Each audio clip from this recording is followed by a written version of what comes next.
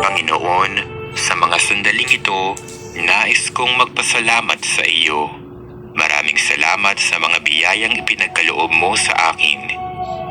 Binigyan mo ako ng higit pa sa mga kinakailangan ko. Binigyan mo ako ng pamilya at mga kaibigan na kumakalinga at nagmamahal sa akin.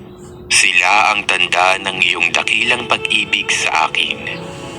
Panginoon, maraming salamat sa pag-iingat mo sa akin at lalo na sa patuloy mong pagpapatawad sa akin sa kabila ng paulit-ulit kong pagkakasala. Pinangangalagaan mo ako laban sa mga panganib. Tinutulungan mo akong gawin ang tama at nagpapadala ka ng mga taong kaagapay at karamay ko sa buhay. Sa iba't ibang paraan, ipinadadama mo sa akin ang iyong presensya.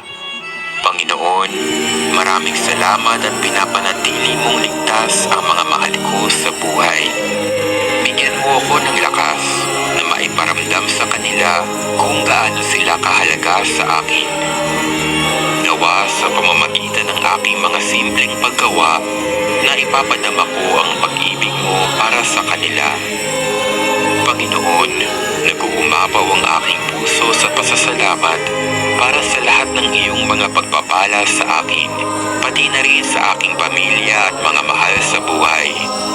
Sa kabila man ng paghihirap at pagsubok na kinakaharap namin, tunay na mapalad kami dahil walang sawa at pagmamaliw ang iyong pag-ibig para sa amin. Panginoon, hindi nawa ako magsawang tumanaw ng utang na loob sa iyong kabutihan sa akin. Huwag mong hayaang malimutan kong ipakita ang aking pasasalamat sa panalangin at paggawa ng kabutihan sa aking kapwa. Maraming salamat, Panginoon.